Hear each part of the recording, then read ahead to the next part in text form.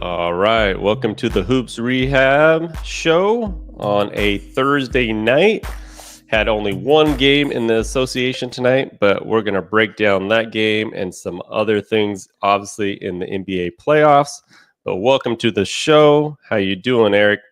Doing pretty good, man. It was weird just having one game.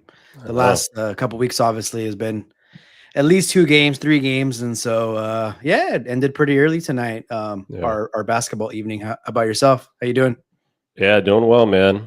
Um, so, like always, everybody, follow us on social media at our handles right here at the Game Injury Doc, aka Dr. Evan Jeffries and Eric B. Mack on my right. We also have the Hoops Rehab Show on YouTube and Instagram, so please follow that, as well as our podcast on Apple and Spotify.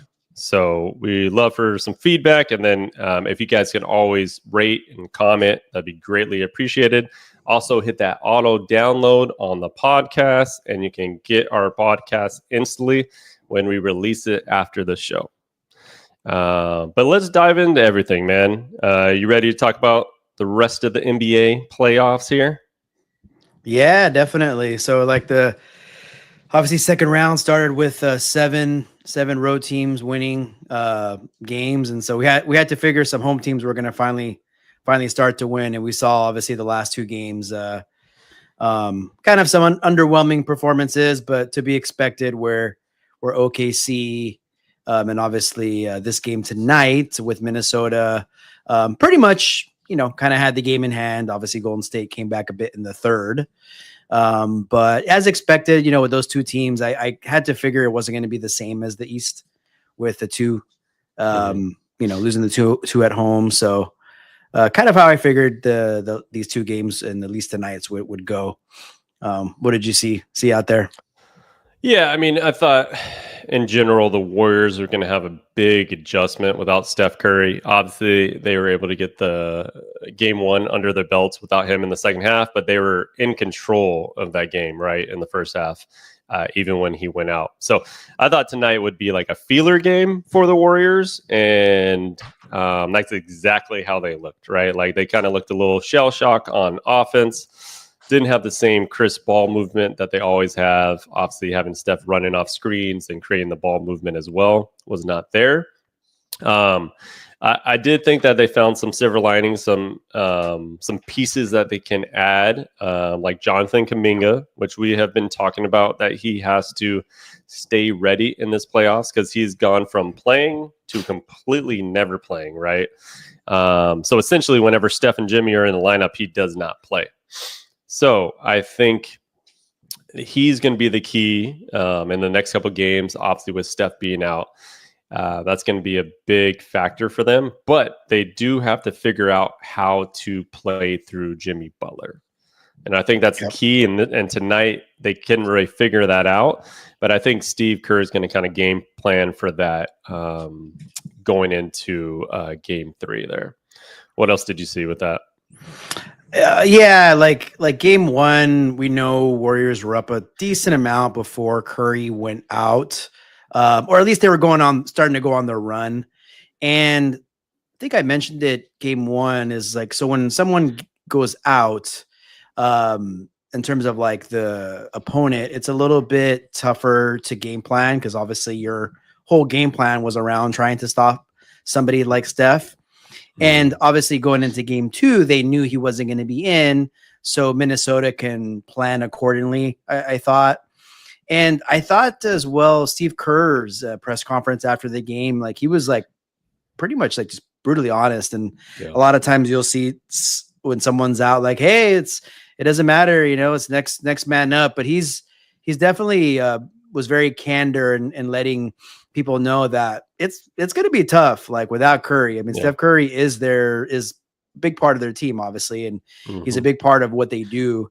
Huge part, the biggest part. And he said, not just one guy. You can't just take Steph out of the lineup and plug one person in and expect obviously similar outcomes. So that's why you saw like so many guys playing tonight and so many different mixes of rotation. He was really trying to find something that hopefully probably sticks for them and going forward. And I think you're right about Jimmy Butler. I think he was a little passive tonight. And so we're going to have to see Jimmy Butler. I think we talked about it the other night. We're going to have to see that Miami Heat Jimmy Butler carrying a bunch of, I mean, let's be honest, just, good ball players, but not really stars, kind of like through this series. So it'll be interesting to see where it goes there. I think it was a combination of things. Obviously, all the things I just mentioned, plus with Golden State going 7 games against Houston, they've been playing every other night, the last obviously week or so. And that may have caught up to them a little bit too. And so they'll go back home, have some home cooking. But game 3 will already be on Saturday, I believe. So I mean, that's kind of what I'm seeing so far. Yeah, I mean, and they've been playing since the play-in too, right? So they've had the extra game they had to play, then they went 7, and then having the Steph injury is a lot to kind of handle. So I didn't expect them to win tonight. But going back to Golden State, I think if they get playoff Jimmy, right, obviously the Miami Heat version of Jimmy Butler, and he hasn't really had to do that in Golden State yet. Like he's had Steph there most of the way, right? There's a couple games that they didn't play with each other, but at the same time, he's never had to do that in an important, meaningful game, right? So in this, obviously, game 3 is going to be so pivotal in this series. And I think it's a type of game that Jimmy's going to have at least 30 in order for them to win.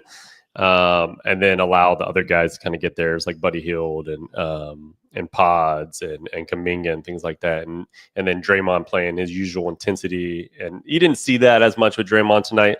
You didn't see the rah-rah, like, getting his guys going as much as usual. I think he was missing his partner in crime, and the team is going to obviously have to get used to Steph not being around, because a hamstring injury is no joke. Yeah, I mean, I know we'll talk about it in a moment, but I think they're gonna. It's pretty much reported, like at least the next few games, he's going to be out. So Jimmy Butler will have to be a big part of the game plan going forward. I think when they're at home, there's going to have to be 1 or 2 guys, whether it be Buddy Hield, Pods. Obviously, Kuminga, who's played a big 26 minutes tonight, went 8 for 11. You mentioned him earlier. Draymond Green's obviously going to kind of do what he does, but they're going to need probably 2 of those 3 I just mentioned, most likely kind of go off, right, and just to get enough offense to win. And so they believe they had scored 39 in the first half today. So obviously, a little bit more production in the second half. I know it was like kind of some garbage time at the end there, but I don't know. I mean, Minnesota, in my opinion, didn't play like they still haven't played a game like they played against the Lakers.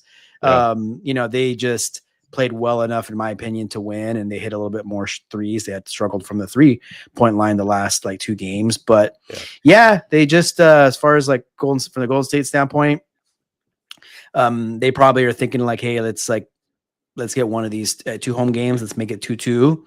And they both could be thinking that, honestly. But that's kind of probably the mindset going into game 3. Yeah, I would imagine. One of the things that's concerning, because Golden State's defense has been pretty good throughout the playoffs. But, they had 99 points in the first game and 93 points in the second game, right? And that's normally not going to get it done in the playoffs. Like they got to get a little bit more points there. And now you're missing a guy that can easily get 30. So that is a point of concern. And I think they know that. I think Minnesota senses that. And I think Minnesota will try to go into game 3 and try to dominate that game, because they know, like how they did with the Lakers, is once they got one, they put them on their heels and wanted to kind of close out that series. So they have some experience when it comes to that. So it's a little concerning, because Steph can't rush back at this point, right? It's not like he's going to be walking through the door in the next 3 games, right? He's essentially out game 3, 4, and more than likely 5, because game 5 would be Wednesday, right? And a week is technically Tuesday, but pretty much when they said he's out a week, that was from Wednesday.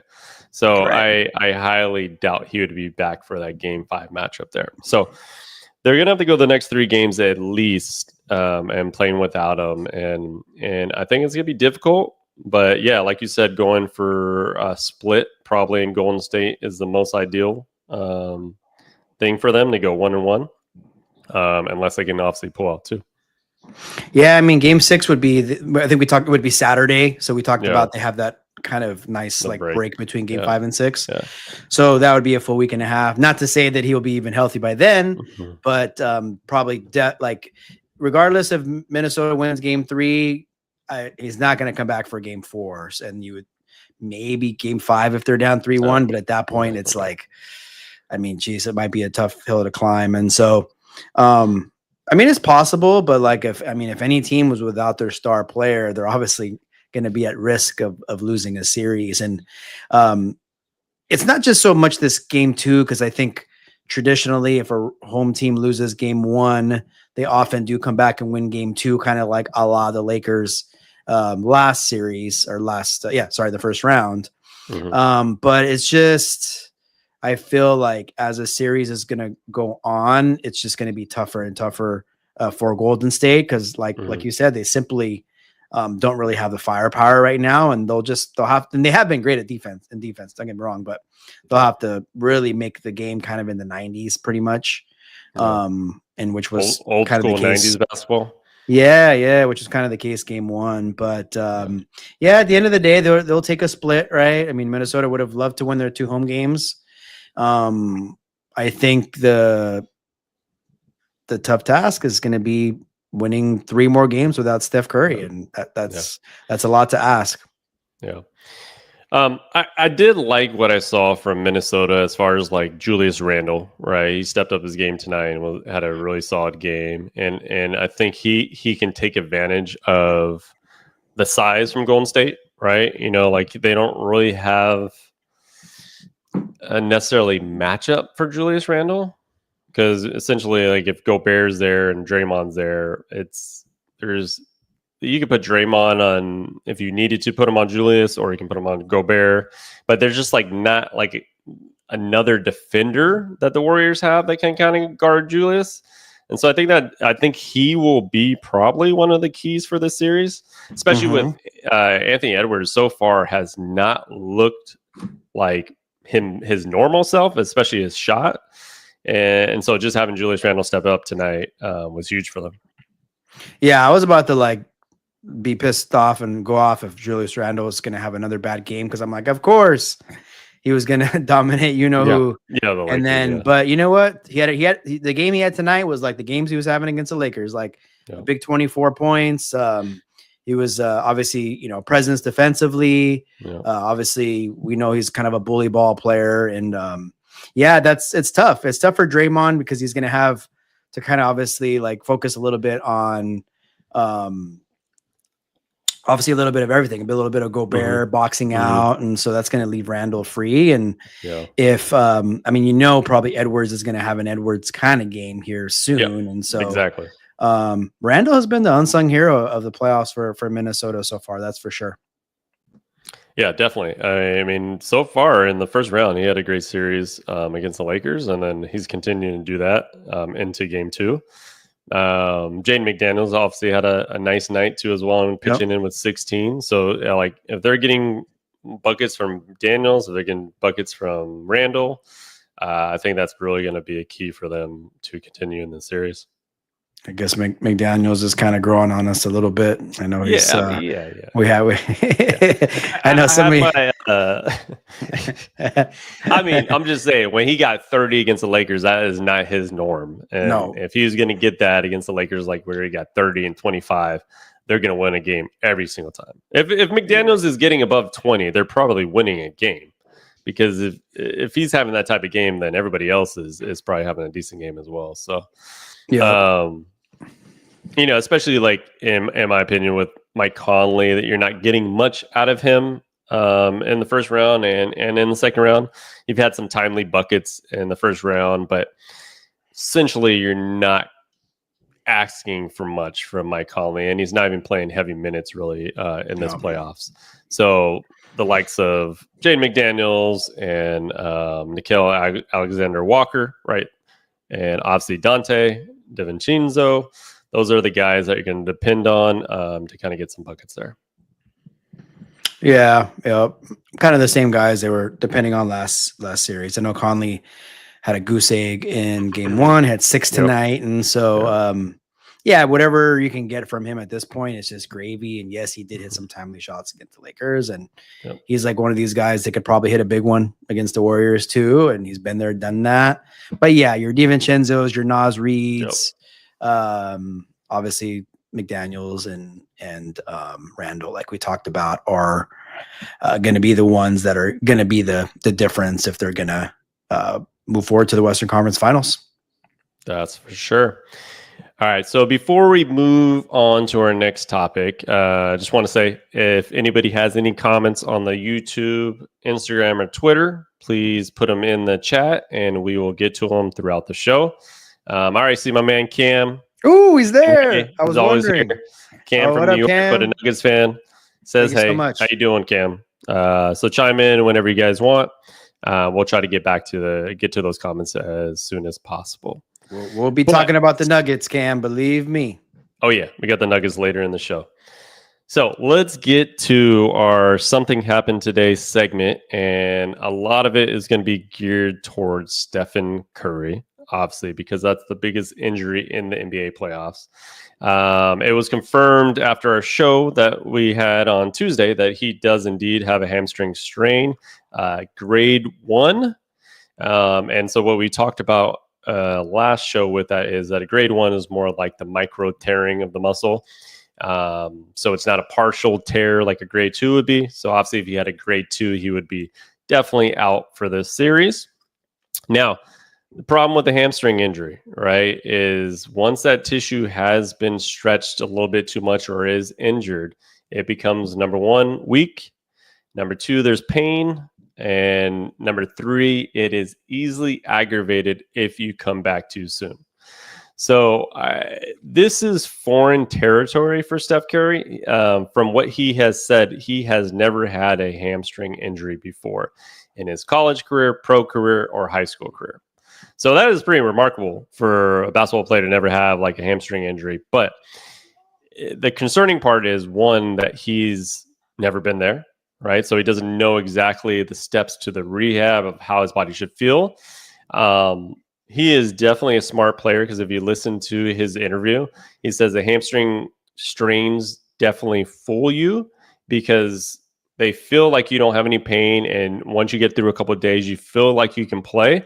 But as soon as you start accelerating and decelerating on the court, that's when you feel it kind of grab, and it goes from a grade 1 to like a grade 2, or just an aggravation of that strain. So it seems like he's being smart about the injury, which is good. My concern is the playoffs is such a crunch timeline, right? So they already said they're going to reevaluate him in a week. So that essentially puts him out game 2, 3, 4, and more than likely 5. And so the only thing that there's an advantage in this series is after game 5, there's a 3-day breaks in between. So be able to get to like game 6 possibly. And a game 7 would essentially be 2 weeks from the injury. So if there are scenarios where they're in a bind and Steph may be able to rush back, those might be scenarios where game 6, game 7 might be a possibility. Yeah, man, it's obviously tough because I would imagine like he's obviously in like tip-top shape, and it's one of these things like every team is like one hammy pull away of obviously being, kind of losing in the playoffs, right? And so it's tough. And so I mean, just I guess a couple questions. So it being his first soft tissue injury, do you, because I guess I preface this by saying I know there's been times you've mentioned that it is a concern when they've had that injury before, because it could obviously get worse, or maybe that's just something that I don't know if they want to say prone to, but it's possible it happens again. So would you say it's better that he hasn't had it before, or worse? I would say it's better, right? Because like you say, if somebody's like saying the season that they've had, like I'll give you an example, Williamson, right?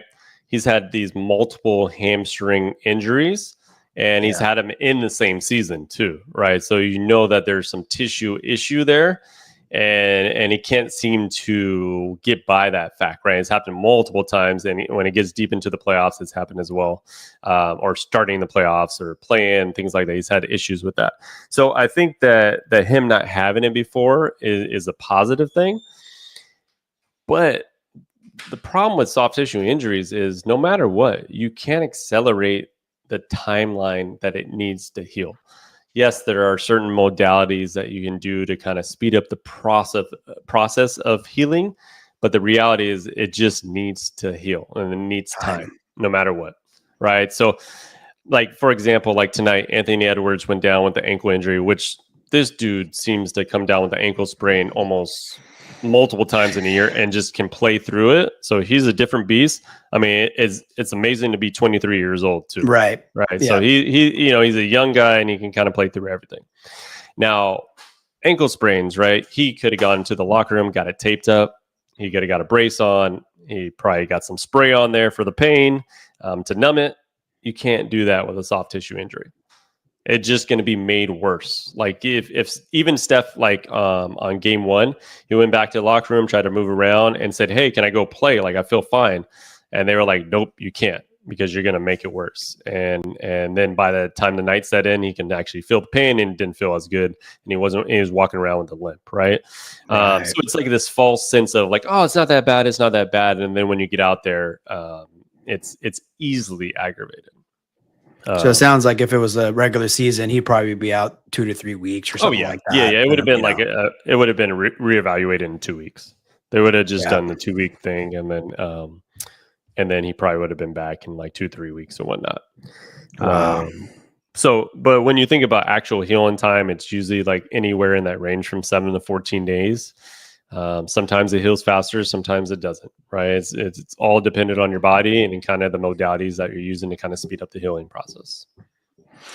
Absolutely. And you pointed out, like, sometimes we forget, like, you had LeBron at 40, Steph Curry at 37, and you're playing against like 23-year-olds. Like, that's why it's a little tougher to get through a long, grueling playoff with older guys. Obviously, they're amazing players, and typically injuries haven't really been an issue in the playoffs.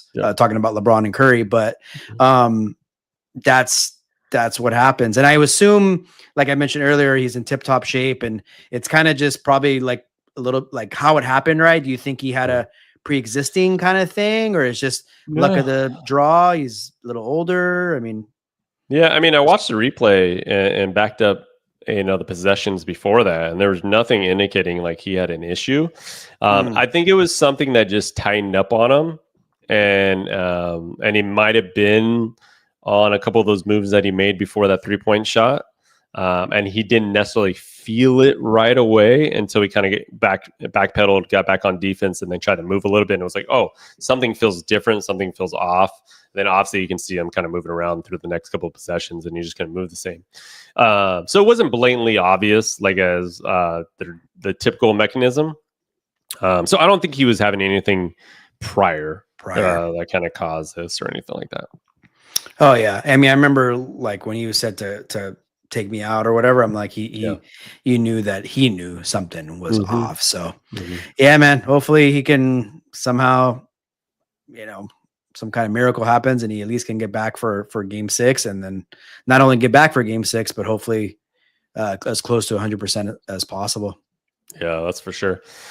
So Anthony Edwards, right, tonight looked like a significant ankle sprain, right, when he kind of went into the locker room with 6 minutes to go in the first half, but was able to come back, and you saw him kind of warming up at halftime, and then eventually played the rest of the game and looked pretty much like himself.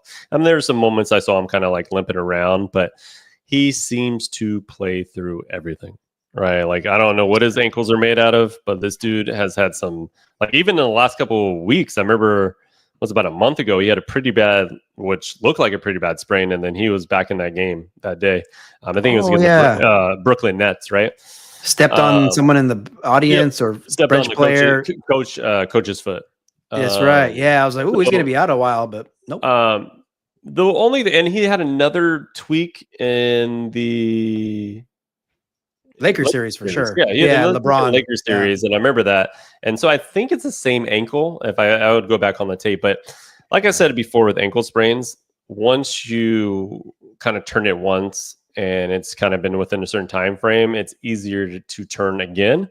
But Anthony Edwards is just such a beast. And this one was kind of like an awkward one because it was forced from another player, right? The way Yeah. his foot went in, and it kind of went into this what we call like E version of the ankle. So Eversion. typical ankle sprains, right? You turn the ankle this way, right? And that's a typical ankle sprain. When you kind of go in this way and you kind of get forced into that motion, that's when, because you can immediately see he grabbed up high in the ankle. And so that's when you get concerned for like high ankle sprains. So that's something you see in football. Like when they get tackled, their foot kind of gets put into that eversion motion, and then they suffer a high ankle sprain. Luckily, it was not too bad. It didn't seem like it bothered him. He seems to be fine. But yeah, Anthony Edwards almost scares you every couple of nights, it seems like. But dude is 23 years old and a warrior and plays Must be nice. through everything. Yeah. Yeah, I like saw the injury and I saw that the way his foot and ankle was. Yeah. And so, yeah, if it's high ankle, we know that could be kind of bad. And I thought maybe because they obviously Warriors did come back a bit in the third, but I thought they had the game in hand, so I wouldn't have been surprised if they sat him. But again, 23 years old, bouncing a step. Obviously, he was good enough to go out there and play. And so, it looks like they dodged the bullet for sure. Yeah, that's for sure. And then I wanted to just update on the Cavs players from, I guess, kind of the reporters and kind of the news so far. They are looking a little optimistic to get some of those players back, especially Darius Garland. I don't think he's obviously 100% at all, but they are down 0-2, and it's almost desperate times. So I can see those three returning in game 3 just to try to figure out if they can save this series at all. Or because nothing. At this point, it's either this or go down 0-3, and you guys are going home. So I look for them to play tomorrow, but not be 100%. But is 80% better than having nobody out there? I think so. Probably, especially on the road. Yeah, for sure. So, yeah, I mean, we'll see. Yeah, I think if it was a regular season or maybe they were up 2-0 in a series, I bet they may not play, but it's do or die, must win, obviously. Because if you go down 0-3 with the game 4 being in Indiana, I mean, it's already going to be real tough for them. And so they're probably going to, like you said, try to give it a go, see if they can make a little bit of a difference. And, obviously try to pick up a W. Yeah, that's for sure. So that pretty much wraps it up for the injuries around the association. And let's see, we got Cam Miller before we kind of get to. So I'm talking about some Edwards shoes. Yeah. Edwards should probably get high top sneakers. Yeah, I mean, that's always a topic of discussion, but I wouldn't necessarily say the high tops injure ankles less, right? So it's a lot of times when people have ankle injuries, if there's something that's chronic, they start to wear like an ankle brace, like Steph Curry, right, which pretty much saved his career. He wears the Zamps ankle brace, which is something that has helped him through his career. And you see a couple other players like Trae Young and De'Aaron Fox kind of wear those. And I think the main thing with those type of braces is that even if your ankle sprains, it kind of turns into that motion, you're more than likely going to lessen the severity of the sprain by just having those type of braces. But it's also a comfort thing. And explosive players typically don't like to wear stuff like that because, when you look at players like Steph, De'Aaron Fox, and Trae Young, they're not exploding out of the gym dunking on everybody, right? So they're just a different type of shifty type of player. So you don't usually see kind of those high flying dunking players kind of wearing braces and high tops and stuff like that. LaMelo Ball. Yeah, he needs something. He needs to call Steph Curry and figure out what he's been doing in the offseason. So That's for sure. All right, so let's get Cool. to New York basketball. The Knickerbockers up 2-0 on the Boston Celtics. Man. I mean, I don't even know how to put this series so far, but to be down by 20 points in both game 1 and 2 and win those games is remarkable. But is it even worse to lose those games up 20 in your home court?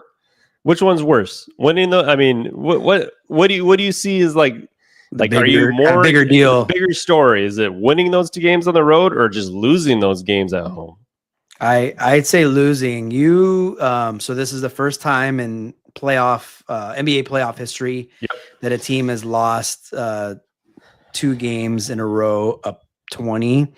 And so and like you said, not only were they up 20, it's not like this day and age of the NBA where if you're up 20 in the second quarter, it's really, there's a lot of teams that come back from that. But it was, for example, game 2 was like 2 minutes left in the third. So it was very, very deep in the third. And so both games were so similar. Yep. Like it was like quick comebacks. It was 3-pointers. It was Boston continuing to shoot threes, even though they were up like pretty big. And I mean, we can talk all day long about that. I mean, I know it is their game and they obviously won a championship, but yeah, man, it was, I mean, New York definitely took it and they won the 2 games and they made those big defensive stops at the end. But man, Boston's probably got to be feeling like we let like 2 games just like, I mean, 2 games go basically. And so yeah, just awful. What did you see, or what do you think is like who should feel worse and who should feel better? I think the bigger story is just New York winning 2 games in Boston. Because I mean, think about the critics in the media. I mean, if we're part of the media, you know how I felt about the Knicks going into the series. I'm not going to toot my own horn or anything, but if you look at the media, they were writing New York off in this series. Like, oh, it's going to be a sweep, 5 games at the minimum. New York is not a good defensive basketball team.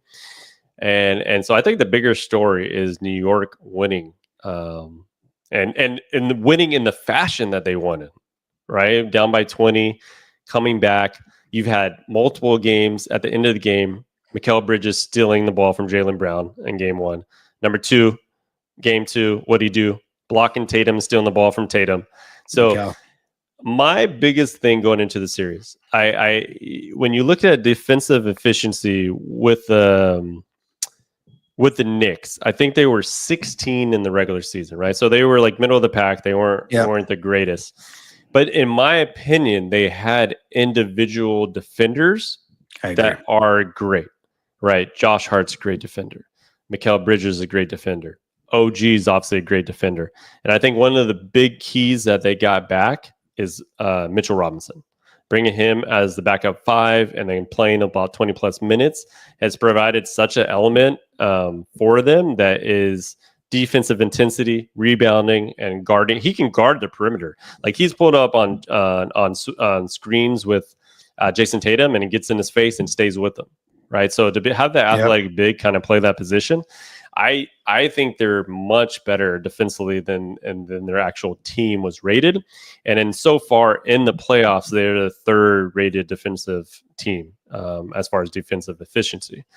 So I just thought, like in general, like Tibbs would have him playing, and he knows his personnel, and it's just cool to see it kind of happening. And I don't know if you want to talk about how Boston's collapses in the 4th and their shooting woes, and there might be some other guy we can talk about on that team too.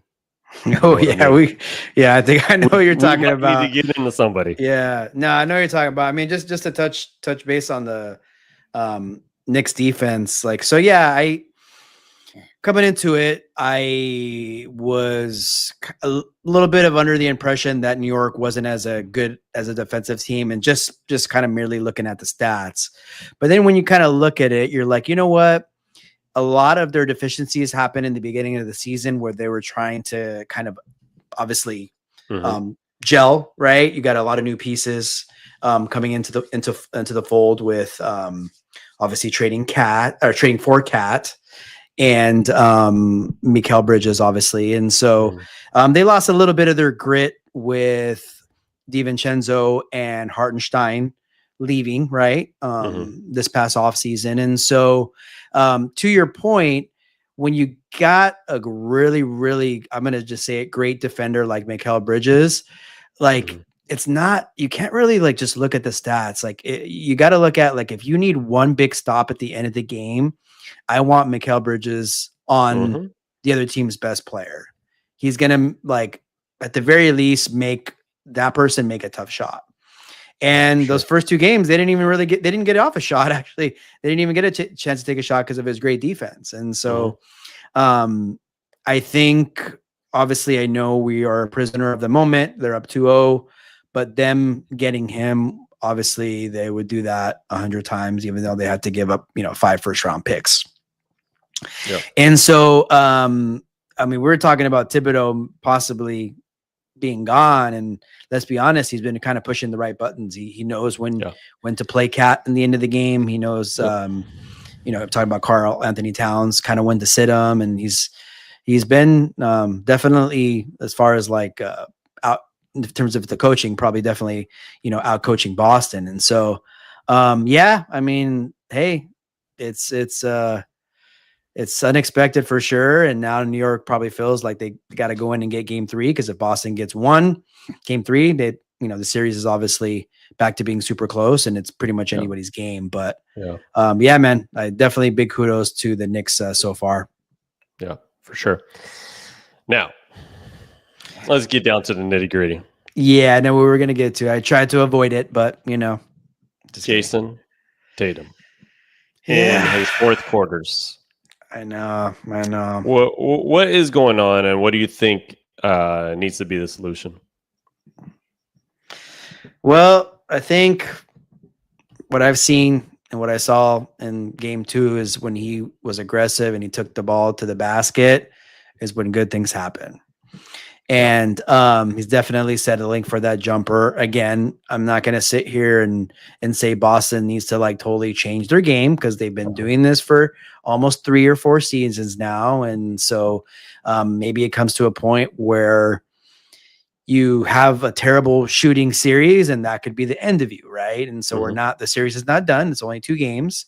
But I think he's going to have to be a little bit more aggressive going to the hole, drawing fouls. I want to see how many free throws he had. So, okay. Yeah. That tells you right now, he was 2 for 2 from the free throw line. Yep. So that tells me he's settling. That tells me he's settling. And so it's not just him. The whole team's got to step it up. Obviously Drew Holiday's kind of got to get him in some good positions, and obviously be a creator. But I think he's got to be a little bit more of a playmaker, drive the ball more, and have that outside shot be kind of last resort. What about you? What do you think? Yeah, he needs to be more aggressive. 2 free throws is not enough for your player. And the only way you force that issue is by getting to the basket and creating contact, right? So I in my opinion, he's been settling for way too many threes, right? I know they want to talk about that's their game. They're kind of hard-headed about that, but he's just taking too many threes, especially if he's not making them, right? First game, I think they took 13. This game, he only had 5. I mean, so it was a little different in game 2, but he's still not making them. So at this point, if you're not making threes, try to get to the basket and cause some fouls and get some people in foul trouble. Get yourself to the line. That's going to do a lot better job trying to get past this Knicks team, right? So I think that's where he needs to start for sure.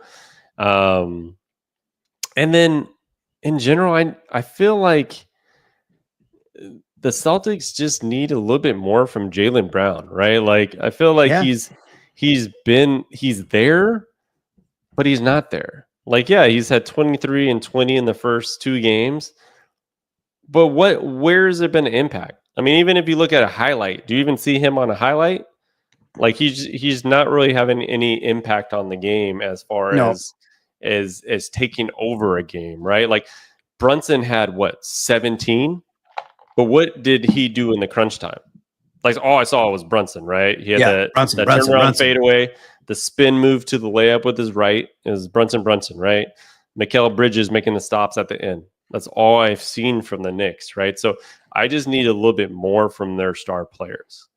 And I know Drew has come back from the hamstring injury, and he probably doesn't look 100%. I don't think he's necessarily moving like he would normally move, and that's probably affecting his defense as well as his offense.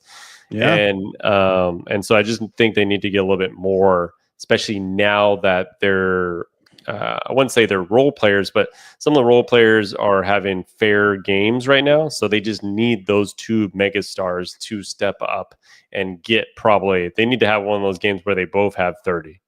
Like essentially, they just need a superstar game from both their superstars. And I think they need it. Like, kind of help.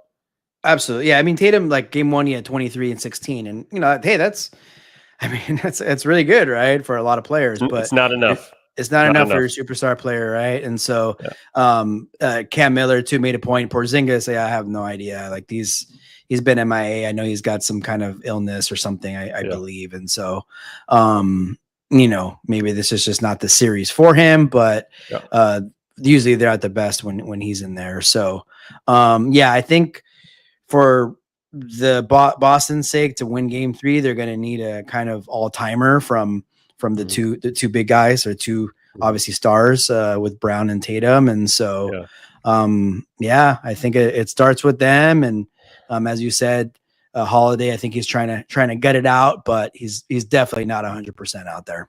Yeah. And I get the point with the Porzingis, right? He has something going on that's affecting him. Yeah. However, these 2 games he's had that something going on, they've been up 20 points. Yeah, that's true.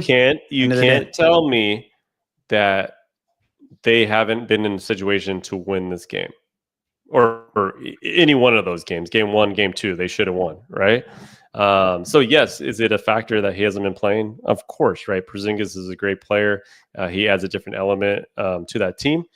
However, they were up 20 in both these games that he's been kind of sick in this mysterious illness that he has that they haven't been talking about really. So I think that it will be interesting to see if they can get him healthy, at least going where he's back in the starting lineup and playing like his normal minutes. And then just getting a lot from Brown and Tatum. Absolutely. Like you said, Porzingis was ill when they were up 20. And so definitely it's tough to say whether if it was like ultimate choke jobs or obviously giving credit to New York. And it was probably just a little bit of both. And so I think now if Boston goes up, Knicks will have in the back of their heads, or Boston will have in the back of their heads, this team is not done. And so, man, we'll see obviously what happens Game 3. I know we're going to talk a little bit more about the 2 East series towards the end of the show, but the big, hey, it's put up or shut up time in the playoffs. This is what the stars, this is where you're going to get criticism when you're not doing well, and you're going to get praise when you're doing amazing. So just 100%. How it goes. Yeah. All right. Mm-hmm. So let's get on to the other West series, right? We saw OKC spank the Nuggets butt yesterday. So I expected OKC to win the game. I just didn't know they were going to just completely dominate it, right? So what'd you see with the Nuggets? Was it one of those games that they just said, hey, we got one, we're going to pack it in? Or was OKC just that much more dominant? It was, to me, it was kind of similar to Golden State in Minnesota, where it was classic. OKC was not going to go out like that. They were not going to lose Game 2. I expected it to be obviously not a 40 point game, obviously, but I think it similar to the Golden State kind of situation.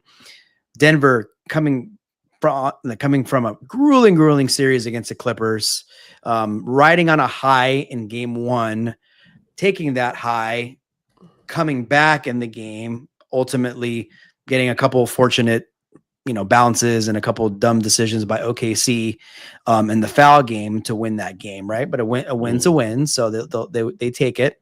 And it reminded me of Denver last year when they played Minnesota, and I'm sure Cam will remember it, where they were up 3-2 in the series. They go into Minnesota game 6, and I believe they lost like 115-70. So it was kind of a similar game. And sometimes, like, if it would have been a tight game, close, like I think it's just like, hey, like, I think it's just whatever, like, for Denver. Like, how the end result really doesn't concern me. It's just more that I think OKC really, really should have been up 2-0. And I see them probably taking ultimately this series. It's just now that it's 1-1. Obviously Denver, like, it happens all the time when you get your butts kicked, they're going to come back strong in game 3. And I'm sure it's going to be a tight one. But what did you see? You think any cause for concern for Denver? 100%. Yeah. I mean, OKC has been one of the most dominating playoff team, or like dominant regular season teams like we have ever seen, really. Like, when you look at it, like what they did to the Eastern Conference, how many double-digit wins they had, and the least amount of like close games in general, or basically crunch fourth quarter games. I think they had only 24 games that were going into the fourth that were under basically 10 points, right? So that's what they consider like a crunch game or a close game going into the fourth. I think there were 16-8 on those games there. Yep. So we've seen a totally dominant OKC team. And so I expected them to just, obviously win game 2. But when they flow like that and their offense is going that way and their defense is obviously top-rated defense too, they're really hard to beat. Yep. But I originally said from the beginning that Denver would give them a pretty hard series, and I thought that their championship experience would take over at some point. Technically, OKC should be up 2-0, right? Because Denver probably should have not lost that game. So game 3 is going to be huge. I mean, OKC shouldn't have. They should have won the game, right? Yeah. Denver is got to either, to me, this is probably the biggest game 3 that there is in the league right now, because I don't see Denver winning it if OKC dominates them in game 3. Like, I feel like they would just be like, they're a pretty damn good team, right? So I think this game right here will kind of show you, is Denver for real? Can they actually win this series or not? Can we have the typical Joker explosion type of game? And I expect Denver to be all ready and get their fans going to be ready to kind of go all out in game 3. Yeah, I mean, I think Denver will hang their hat on, like, for example, when wasn't as bad, but Clippers beat them pretty bad in game 3 in their last series. And they came back in game 4 and obviously won it. And so I think that is something that coach will probably talk to them about. And, hey, we've been here before. We've been, we've had losses. It doesn't matter if we lose by 1 or 50, right? It's the same. But to your point, if OKC dominates game 3, I think you're sitting there like, damn, it should probably be 3-0. And I think I don't want to say all the confidence, but a lot of the confidence of Denver will be kind of taken away. And so this is a huge game 3 for Denver. I mean, for OKC too, obviously, but I think it's one of these that they have to get. And I could see the winner of game 3 really, really being in the driver's seat, obviously, but I think more so if OKC wins it. Yeah, for sure. So it should be an interesting game 3. I think that'll be a marquee matchup tomorrow night. Be one of the best games on the out of the 2 tomorrow. So that brings us to our last topic, and that's the Eastern Conference. And which of the 0-2 teams, obviously Cleveland and Boston, has the best chance to come back and win their series? Let me hear you, Eric. Man, so I really want to ride my Cleveland Cavaliers. I definitely had them winning this series and the next and getting to the NBA Yeah, I Finals. know. And I think, no disrespect to Indiana, I think like the opponent that they have that they could do it, but I just think the injuries are, even though some of the guys are going to come back, I think it's just going to be a little bit too much. I look at Boston, and they've been there, done that. So 2 years ago, if you guys recall, they lost their first two games against Miami, and they lost actually their game three. So they're down 0-3. They came back and they ultimately lost in 7, but they did come back and won 3 straight. And so, just to throw a couple stats at you. So the last 4 seasons, including this year, so this has kind of been like the period of time where Boston's been pretty dominant. So at home, they're 23-15, and on the road, they're 21-11. So they've actually have a better winning percentage on the road. And so with that being said, I think that if I had to choose one, I believe Boston would have a better shot. I think that although they blew 2 leads, they have to think like, hey, we were up 20 in the third quarter of both games. There's something to that, right? They just got to hold on to the lead. And so I think both will be tough.